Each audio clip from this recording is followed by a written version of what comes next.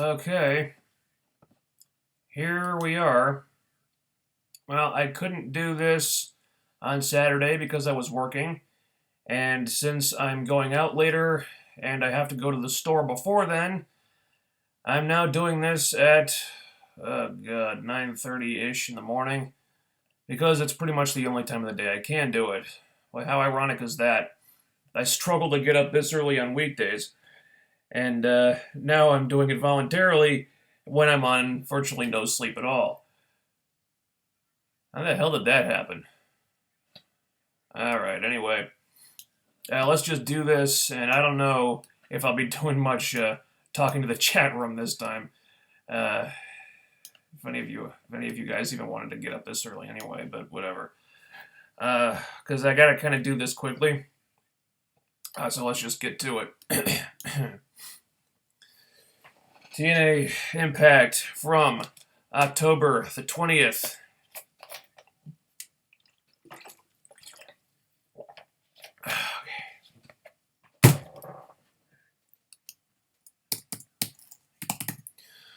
So our show begins with the typical segment where one person comes out to talk about stuff, and then one by one, other people come out to say, "Oh yeah!"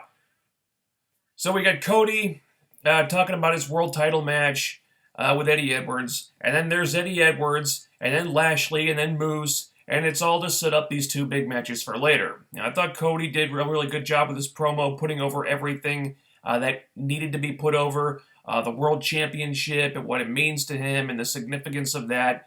And he puts over Eddie Edwards, and they put over each other, and it's all good.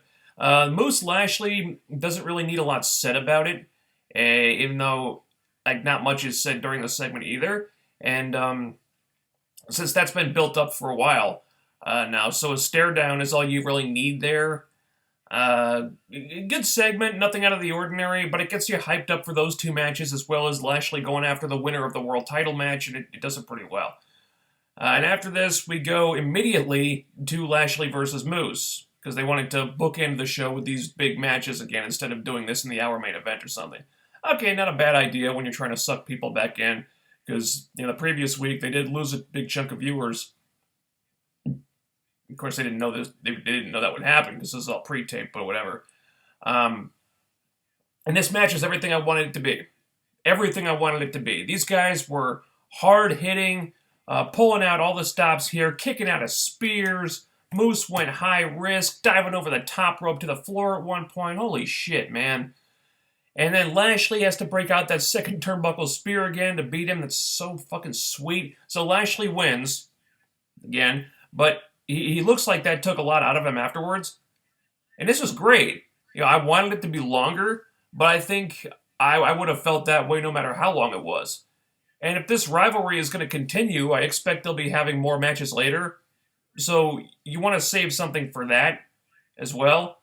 So yeah, this match totally delivered. I really got a kick out of this. I am starting to feel like maybe they're booking Lashley a little bit too strongly, because it's like, who the fuck could possibly beat this guy if even Moose can't beat him? Yeah, of course they already answered that question. Apparently Eddie Edwards can beat him, but well, more on that in a little bit. But yeah, really got a kick out of this. Just like I did with the next segment, The Fact of Life, with your host Eli Drake. And this was awesome because they gave Eli Drake his own laugh track, complete with cheer and boo sound effects. It sounds totally fake, but it's supposed to. That's why it's funny. I was cracking up at this. This was amazing.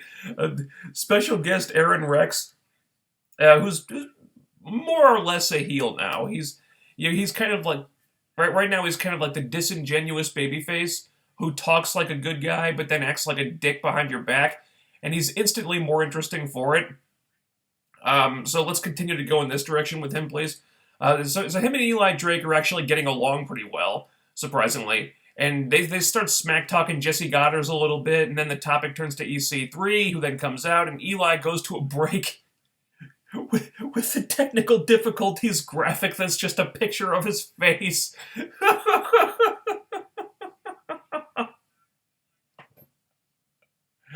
Oh, this is hilarious. And then we come back. We get another awesome promo from EC3, daring him to just hit that dummy button one more time. And Eli does it. And then he actually decides to fight EC3 when EC3 comes at him. So, they don't have him doing the cowardly heel thing here, which is great.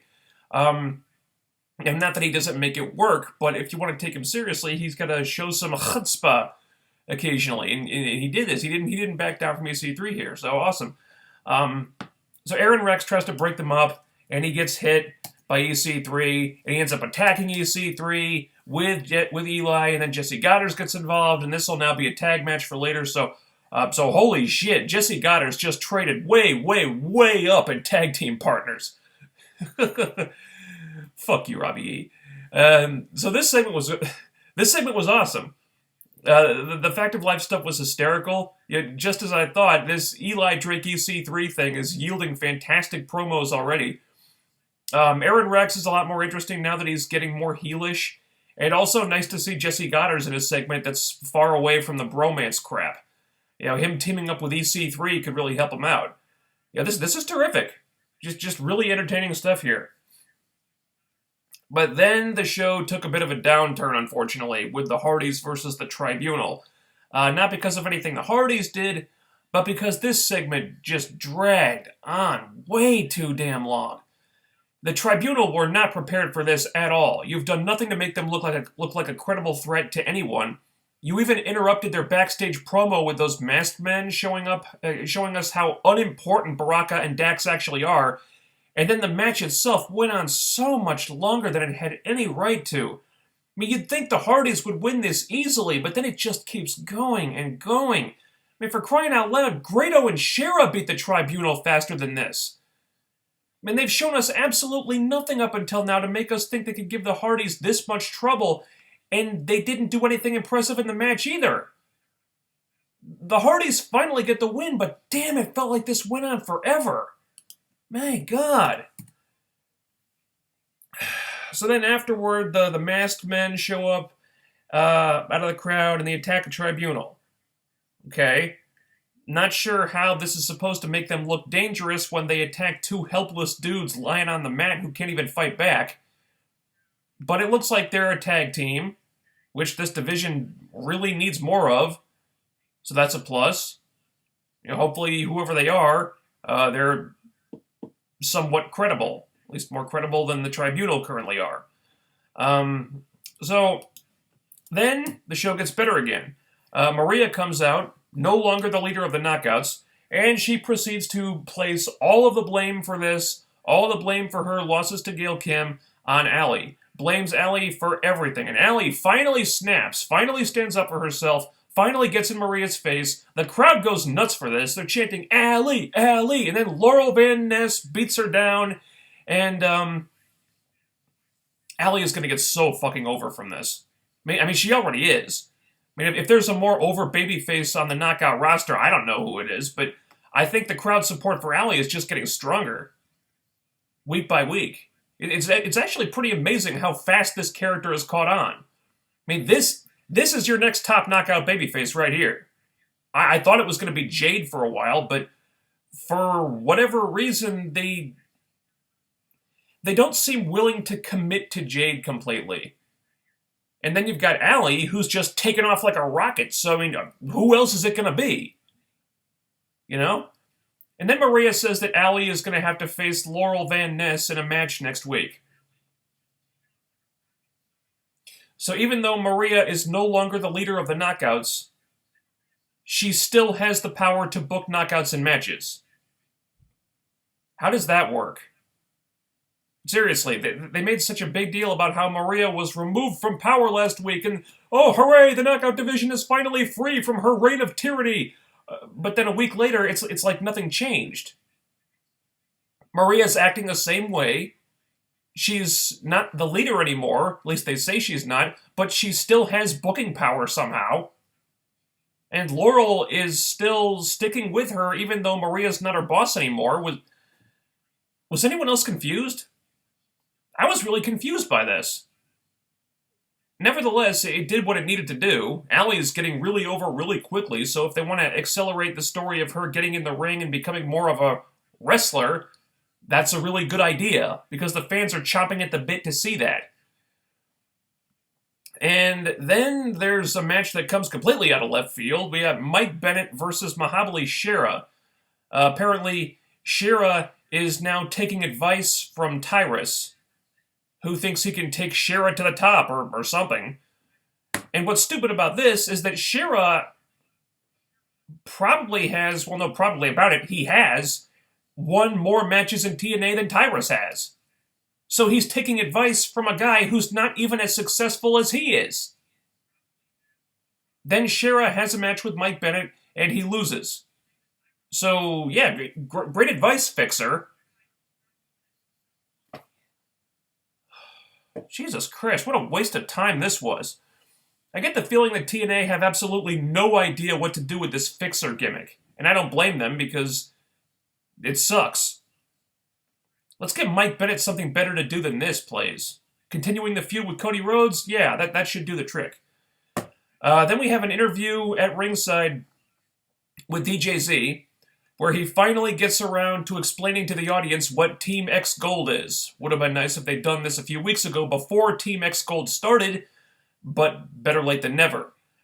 So apparently, Team X Gold is a three-man team that fights other three-man teams to see who has the best three-man team. Okay. I kind of worked that part out for myself, DJZ, but thanks for the explanation, I guess. Is there anything more to it than that? Just asking.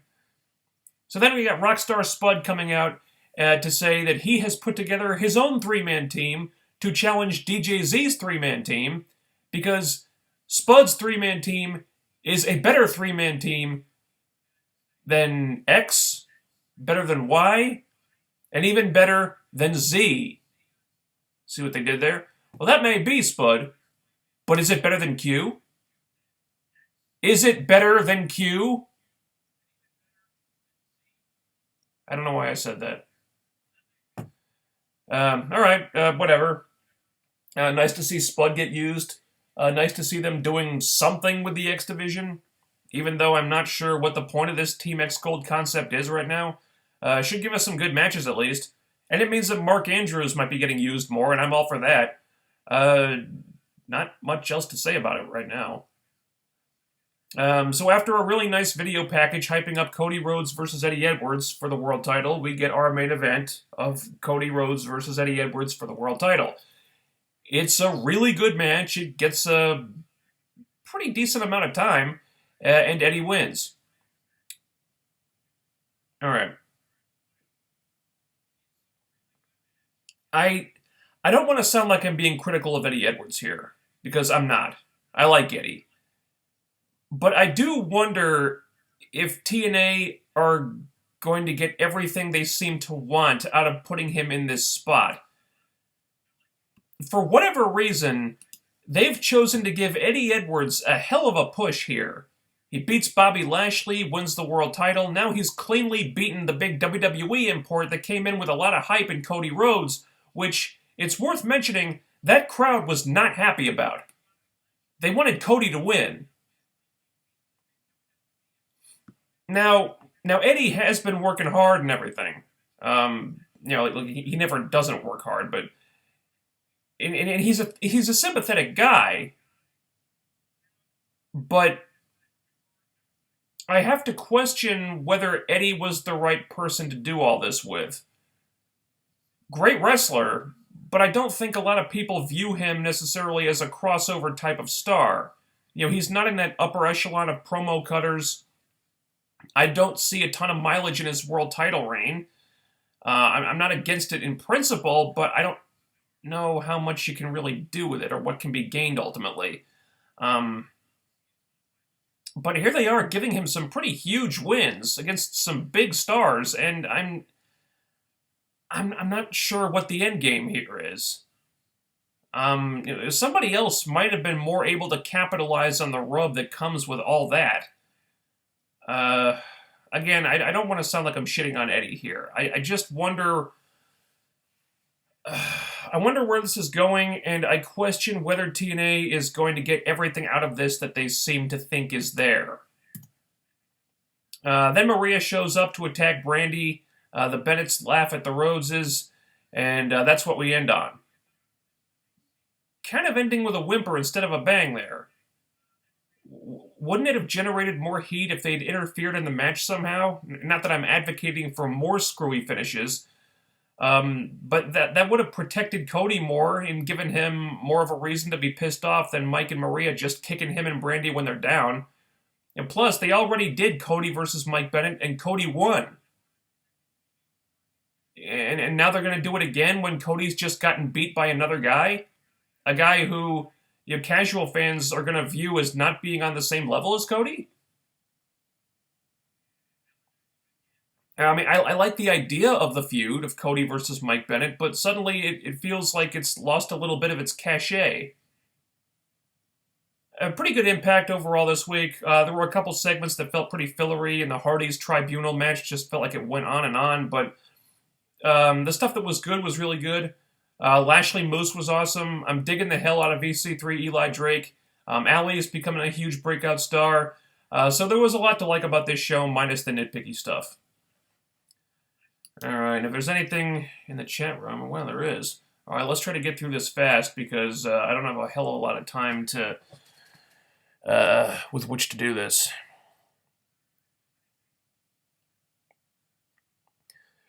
Your thoughts on this week's news on Fight Network's parent company, Anthem Sports and Entertainment, investing in TNA? Oh, boy.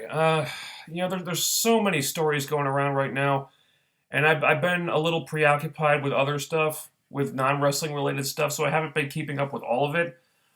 From what I know, from what little I've heard, which is not everything, mind you, Fight Network seems to want to bail the company out of this the debt that they're in, but from what I've heard, their MO is to have the company continue to operate, but Dixie Carter continue to be in charge, which is a terrible idea.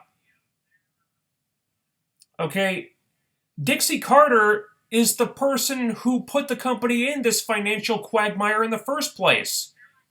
Look at what's happened to the company's business in the last few years with her steering the boat.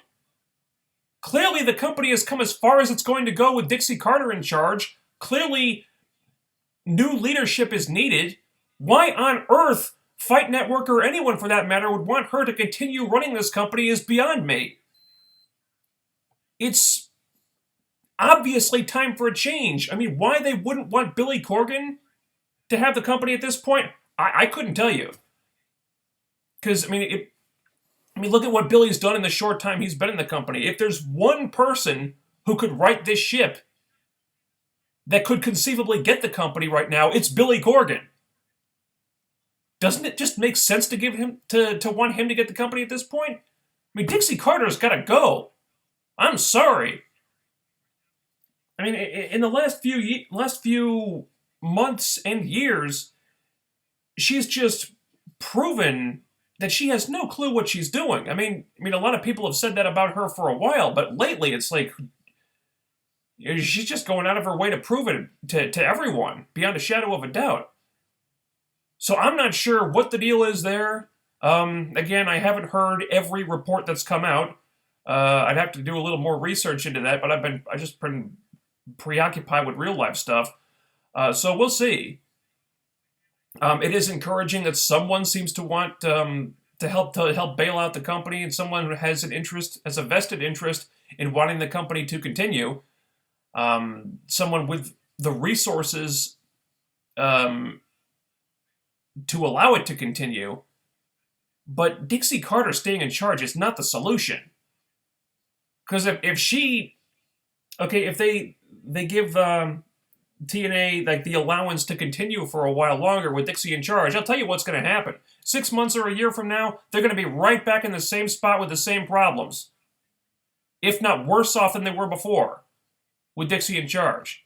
Because she was a boon to the company in the early days, and she saved them from going out of business very early on, and she got them to a certain point. But once they reached that point, it's like her leadership abilities just dropped off a cliff. Hence why she started listening to anyone who could get in her ear, and that's how he wound up with idiots like Hogan and Bischoff and Pritchard and all that shit. So, I don't know. It seems like, as I understand it, Billy Corgan is not going quietly into that good night. And it looks like he joined the company with the intent to purchase it, and he may have set up paperwork to facilitate that. And Dixie may have even signed some of this paperwork, unassumingly. And now it looks like she's trying to get out of it because she doesn't want anyone to. It's like she would rather, like, the whole company go down in flames than anyone else run it but her. Now whether she'll have that option at this point, who knows? I don't know. I'd have to do more research on it. Oh, fuck, there goes my alarm. Hang on.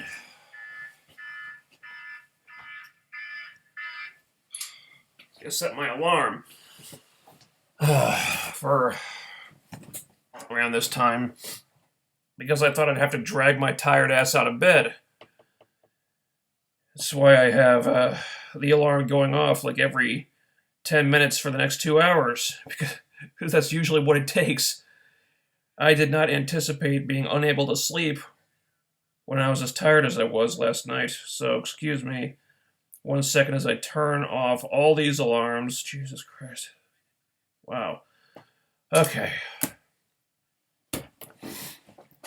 Do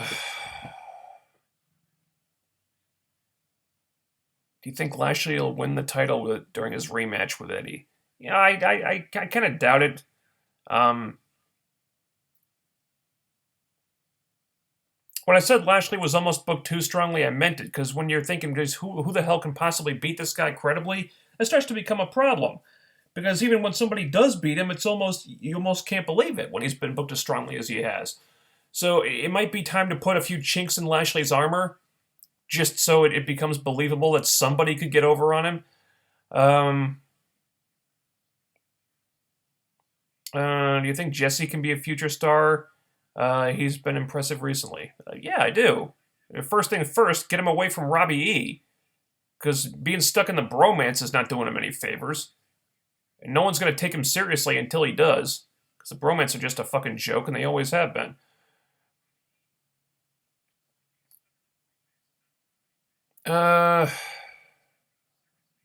Thoughts on the issues about Dixie and Billy? Already went over that.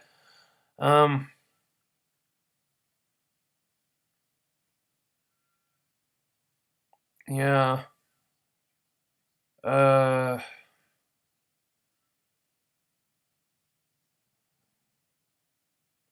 Thoughts on what's going on with Paige? It's really disappointing.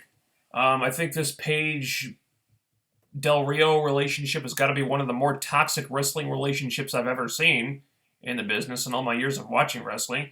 It's like, I never heard any reports about Paige being less than a model employee until she hooked up with Del Rio, and now all of a sudden she's getting suspended and having all these behavioral problems and got all these wellness violations, and it's like she doesn't even want to be there anymore. And you hear this stuff about her family being really unhappy about the relationship, and it doesn't seem. It just seems like Del Rio is kind of dragging Paige down with him, and that sucks. Let's see. Guys, don't post. Please try not to post spoilers in the chat room, all right? Because not everybody likes to be spoiled. Okay.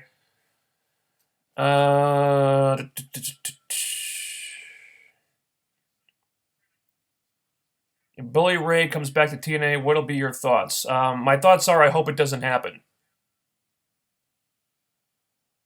I wonder how long Eddie will keep a title. To be honest, I don't want him to have the title for long. Nothing against him, but I don't believe he should be getting pushed this much. Ah, I'm kind of in the same boat. Again, I like Eddie. I don't wish bad things to happen to Eddie, but it's to have Eddie Edwards be the guy to beat Lashley, and then be the first one to beat Cody Rhodes on top of that. Like, like really, really? I would. Okay, I thought the Lashley title win made sense because of the way it was booked. Okay, Lashley got overconfident. He took Eddie for granted, and Eddie capitalized. Okay, that made sense. But now they're really going all out with it, and I don't know if Eddie. I don't necessarily see Eddie Edwards as the guy, and I don't mean that as a criticism, but it's like sometimes you just push someone beyond their means, you know. Uh, so the Lashley thing I was all right with, but having him beat Cody Rhodes, it felt wrong to me, and the crowd wasn't happy about it either. So maybe TNA may have overstepped things. Um, uh, Thoughts on the Cubs in the World Series? I don't have any. I don't watch baseball. Uh, Guys, cool it with the spoilers in the chat room, please. Um,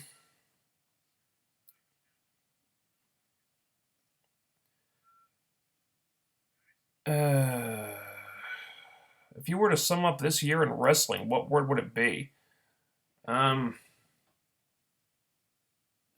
the business in general. Uh,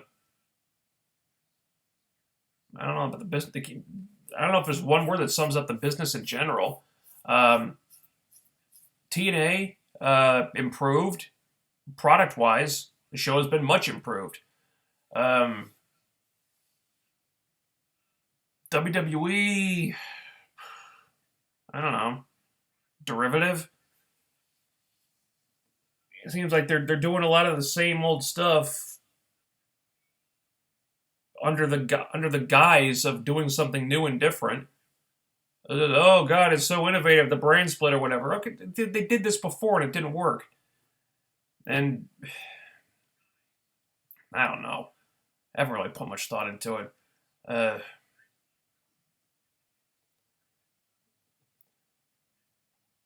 the women's revolution in WWE, specifically on Raw, is more about showcasing Charlotte, Sasha Banks, and to a degree Bayley than anyone else in the roster, and that's how I see it. Yeah, you're not wrong. As I understand it, it's a little different on SmackDown. I haven't been watching SmackDown, but from what I hear and from the show reports I've read, they seem to be making more of an effort on SmackDown to showcase all the women and give like all the women something to do. Whereas on Raw, it's really just about Charlotte and Sasha and Bayley, and then I guess the weekly Nia Jax squash, which is boring as hell.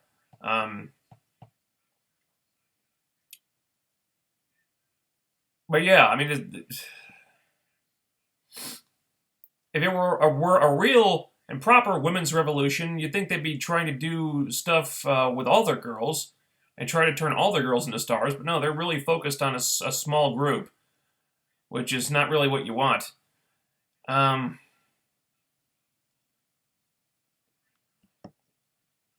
I'd like to see some changes made there. And I think that's going to be it, guys, because I got to get going. I got to go to the store and then come home and do some stuff before I have to leave around 3 o'clock and do some more driving. So that's going to be it. Thanks, everybody, for joining me. I'll be back on Thursday, 10:15 p.m. Eastern, to talk more comic shows with you guys. And next week, I should be back to streaming Impact on Saturday, unless something changes. And if we're not on Saturday, there still will be a notice on my Twitter page, like there always is. Okay, that's going to be it, you guys. So thanks for joining me, and I'll talk to you on Thursday. Peace out.